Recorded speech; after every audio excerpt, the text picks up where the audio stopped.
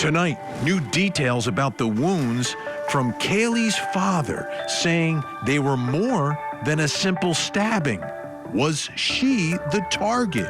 Also, reports over the weekend of a convicted killer with a knife arrested in Moscow, Idaho. We have the details as the search for this dangerous killer continues. I'm Vinny Politan. Thank you so much for joining us tonight here on Closing Arguments. Great to have you with us. And we're going to begin with the story in Idaho because still no one has been arrested.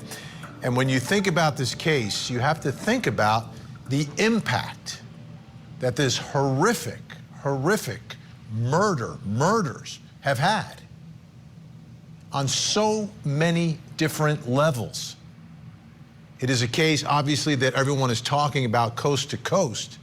But let's start by zeroing in. You've got 4 victims in this case who lost their lives, who had so much to live.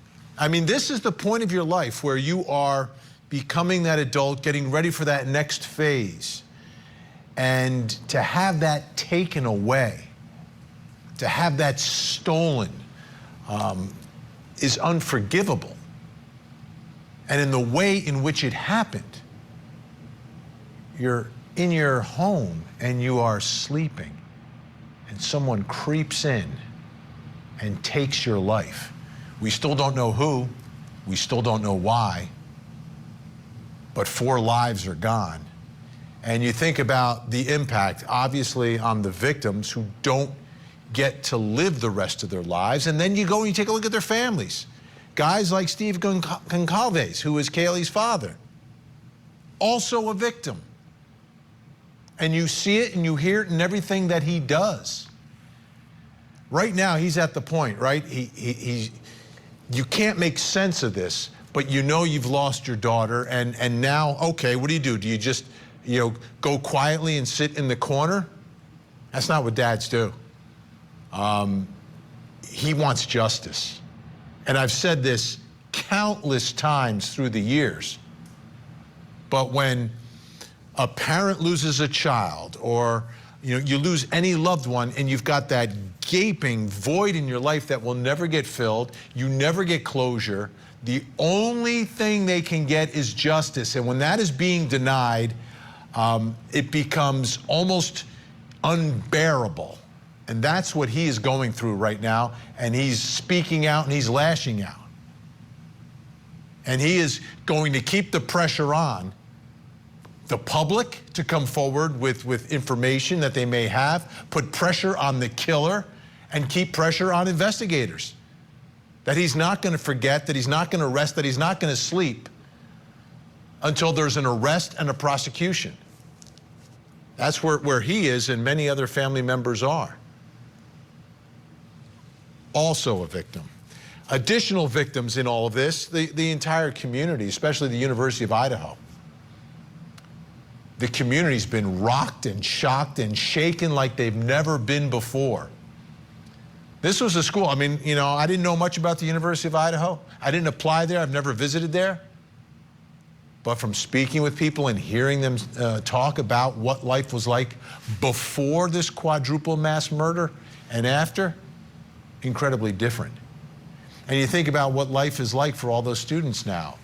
Anytime they meet someone, talk to someone, whether it's a family at the holidays, what are they going to be talking about? They're going to be talking about this murder. They should be talking about, these incredible experiences that they're having in college and what they're learning and what they're going to work on next. But inevitably, the conversation will always come back to this case. And whether they're at their 5-year reunion, 10-year reunion, 20-year reunion, they'll always be connected to this case. And that's a shame on the one hand. On the other hand, the victims will not be forgotten. So that's good. But it'd be better if there were no victims, obviously. So there was a graduation. Midterm graduation ceremony that took place at the University of Idaho. And it was clear that, yeah, it's a time to celebrate the graduates, but this is at the top of everyone's mind. Take a listen. Here's C. Scott Green, the president of the University of Idaho, at that ceremony. It's been a tough few weeks for our community, and I want to acknowledge an enormous loss in our Vandal family recently. Ethan Chabin, Xana Kernodle, Maddie Mogan, and Kaylee Goncalves were taken from us far too soon by a senseless act of violence. They were bright lights on our campus and cherished members of our community. Let's honor their memory with a moment of silence right now, followed by a song from the Vandaliers that honors the students we lost, as well as those students graduating today. And you see how difficult that is. I mean, for the president, he's trying to make this an occasion to celebrate the graduates and their families and loved ones are there, and those students worked extremely hard to get those degrees and to have that moment. But you can't separate it from this other incredible tragedy. So impact everywhere. And that impact, I think, is felt greater until you get an arrest and you figure out who and why. And that has not been answered yet. Let me bring in tonight's guest. Joining me tonight in Los Angeles, California, Caitlin Becker, senior reporter for DailyMail.com, who obviously on top of this story, and in Monroe, North Carolina, death investigator, forensic criminologist, Dr. Laura Petler is with us as well. Great to see both of you. Caitlin, when I can't imagine what it's like for that community, for these students, for parents, not even just parents of the victims. That's obviously like they're, at a loss. But even parents of other students, this is on the top of their minds. This has to be terrifying. I have to imagine if you are a member of this community, if you are a student at this school, you are petrified every single night when you go to sleep. The cops say it's a targeted attack, but that isn't something they're 100% sure of. There's no public persons of interest or suspect announced, and there just doesn't seem to be any huge movement on the case from the public's perspective. So if you're in this community, you're going to be scared. And ahead of this commencement, the authorities were warning people to be vigilant, to be careful. This was a big, this is a big event, a ton of students, who knows what's going to happen. That's really scary. Absolutely, absolutely. I want to put on the screen, Laura, something from Fox News report, and this was Kaylee's father speaking out. And I said he's been loud and he's been very direct, and for obvious reasons. Stephen Goncalves said he asked the coroner, Kathy Mabbutt, how many times the victims were stabbed. She says, "Sir, I don't think stabs is the right word. It was like tears. Like this was a strong weapon, not like a stab," he told Fox News Digital on Sunday. She said these were big open gouges. She said it was quick. These weren't something where you were going to be able to call 911. They were not going to slowly bleed out, he said. And there he's describing what happened to his daughter, and he said there's a distinction between the wounds that his daughter suffered and that Maddie, who was in the same bed with her, suffered. What does that tell you? Does that make it seem more likely that Kaylee may have been the target of the killer here? I think, Vinny, the first thing to remember is that it's his interpretation of what the coroner's saying. So, we don't have the case file, so I don't want to speculate and potentially put misinformation out there. But yes, is it possible that the victims experienced different types of wounds inflicted by one or more parties involved in this incident? Absolutely.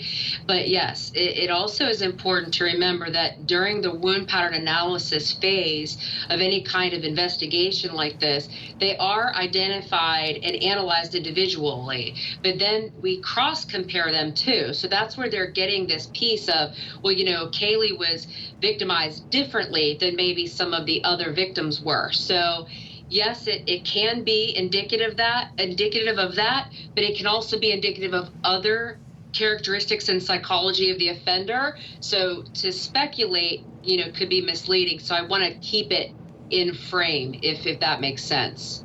Oh, absolutely. And what we're wondering is, because we keep hearing the word targeted and trying to understand who's targeted, why are they targeted, Yes. and it has a couple of reasons. One is I believe it's the way to lead to the killer here, because I don't know if the DNA is going to do it. Because if this Right, killer you're never exactly killed right. before and they're not on 23andMe, then the DNA helps guys like me when it's time to prosecute someone. But first, you got to catch them. Right. Yes, exactly. And sometimes in certain types of homicide, the forensic evidence is not as valuable as in other types, such as intimate partner homicide. Sometimes if it's in a marital residence, you expect all of that to be there.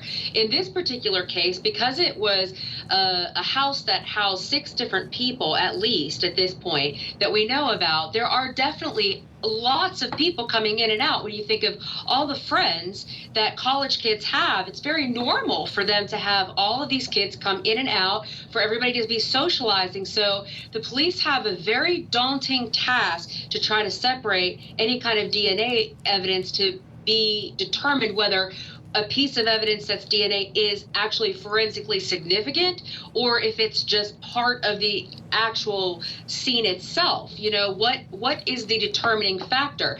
Clearly, where the DNA is, and especially the fact that if it is in liquid blood, Vinny, that is huge.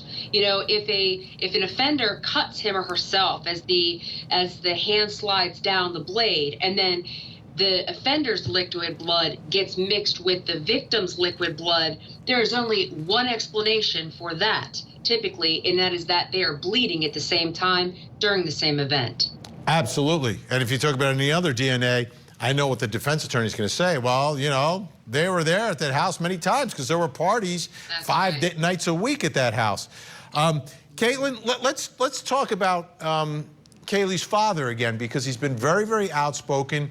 And he seems to be harboring a level of frustration at this point, where he wants more information released than is being released. And he is very concerned, it seems, that investigators may be in over their heads here. I think that's totally understandable, and I have to imagine all of the families in this situation are feeling a level of frustration. We're almost a month into this with no answers, and based on what we're hearing from Steve Goncalves, he's not getting answers from the police either. So it's not just something that they're not releasing publicly, they're not telling the victims' families as well. That has to be, you know, really unsettling when all you're looking for, you know, in the beginning of this video, you were saying that this man wants justice. Right now, before justice, I think he wants answers, and he's not getting those either, which is a concern. And absolutely, do I think the Moscow police are in over their head? Of course they are. This is a small community that had not had a murder for 7 years. However, the FBI is involved. They have 46 people working on this across the country. So it is not like they're going in this with a teeny tiny police force. There's a wide amount of law enforcement that's working on this. But as you just heard described from the blood alone that could potentially be in this house, there is a ton of evidence that needs to be processed, and it's going to take a very long time. I want to put up on the screen something else from Fox News report, that the victims' hands were bagged at the scene. The hands of 4 murder victims stabbed in their house off of the University of Idaho campus on November 13th may hold evidence that's crucial to the unsolved case. As part of their crime scene preservation, Idaho investigators bagged the victims' hands in an effort to save possible clues before moving their bodies out of the crime scene, the county coroner told Fox News. Laura, it comes back again to that issue of DNA, right? And trying to see if there's anything on the victims that connects them to their killer. If there is DNA somewhere on their hands, how do you find it? How are you going to find the killer that way? I mean, unless this killer's killed before or is in the system, it doesn't seem like it's going to lead to an arrest. So I think there's a couple things to recognize pursuant to the DNA that you're talking about there, Vinny. The first thing is it's very common and it's proper procedure for everybody's hands to be bagged at a scene of this nature. Any victim, any decedent, they should be bagged. But not only is it DNA evidence, but it's also trace evidence. There's also science out there where fingerprints, for example, can be taken off of human skin. That has been developed. So not only can there be DNA on the skin, well, clearly it's going to be predominantly the victim, but there could be a mixture of DNA, there could be other trace evidence, there could be fiber evidence, there could be hair evidence, there could be other types of evidence. So bagging hands, bagging feet is standard procedure. The second piece that goes along with that, from my perspective, that I like to see crime scene investigators do in every case of this nature is to lay a white sheet out on the body bag before you place the body into the bag, because again, just like bagging the hands, you're putting that extra layer of protection in there, catching any debris or trace evidence or anything that might contain DNA into that white sheet. So then the whole thing goes to the medical examiner's office and is processed in a controlled environment. That way we can maximize any potential that we might have to collect a specimen that would lead to a killer. And I'm sure they're working hard. There's no doubt they've been working through holidays, working through the weekends, etc. Our guests are staying with us. Caitlin Becker from DailyMail.com, senior reporter there, and Laura Petler, death investigator. We're going to talk more about it. There's some new information coming out from investigators. We'll give you the latest from there. Plus, coming up next hour on this program. In Oakland County, Michigan, the Oxford school shooter who took the lives of 4 classmates has been convicted of his crimes. But now, prosecutors are going after his parents. Jennifer and James Crumbly have been charged with involuntary manslaughter for their alleged role in the school shooting. And they are still in jail trying to get their bond reduced. Should they be locked up, and can prosecutors actually win this first-of-its-kind case? I'm 100% confident that we will convict the Crumbleys. I think the evidence is overwhelming. Tuesday, a Court TV exclusive. It was the trial of the year, Johnny Depp versus Amber Heard. Now, Court TV's Chanley Painter sits down with Camille Vasquez and Johnny Depp's entire legal team. Is being a part of the world's most high-profile trial, does it have a downside? Plus, Depp attorney Ben Chu joins us live. A closing argument special 2-night event. The interview with Johnny Depp's legal team, Tuesday, 8/7 Central, only on Fully licensed everything.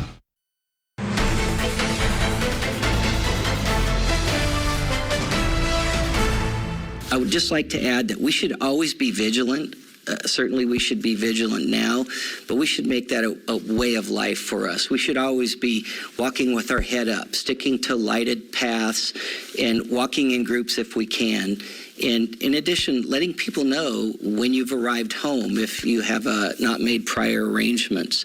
This is not an indication of a specific elevated risk, but something that we should be vigilant with just in our daily lives. Incredibly true, but incredibly sad. That's Captain Roger Lanier, Moscow Police Department out in Idaho. And life wasn't like that before this. Yeah, you stay vigilant, you be smart, but yeah, you go home, you don't need to lock your doors. People didn't think about it that way. There weren't murders here. This wasn't dangerous. It was a nice, safe college town. Everyone got along. Not anymore. Not anymore. The age of innocence gone at the University of Idaho. Unbelievable. Here's the captain with more of an update in terms of some of the information that they're looking for and what they can tell us at this point. There's been a lot of questions about the white car that we've been interested in. We're looking for that car because we believe through our investigation that that car was in the area during the time of the murders. And we also believe that the occupant or occupants may have seen something. They may not know they have seen something.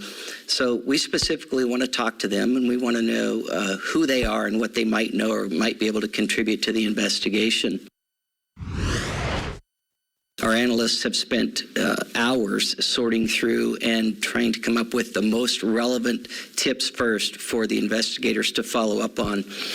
They have re-interviewed some of the folks we've interviewed earlier in this investigation to clarify information.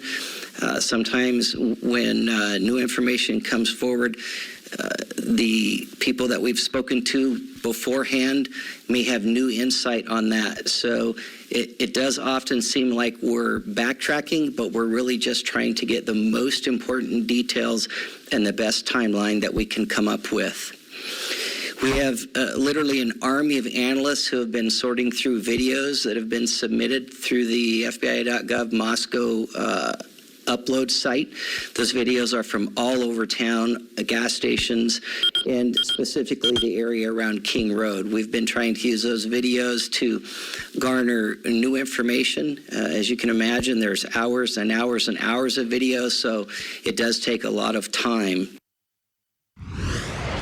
Let's bring back in our guest, Caitlin Becker, senior reporter, dailymail.com, and Dr. Laura Pettler, death investigator, forensic criminologist.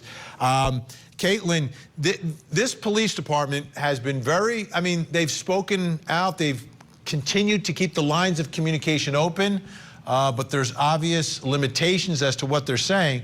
But they really have put a lot of focus on this white car.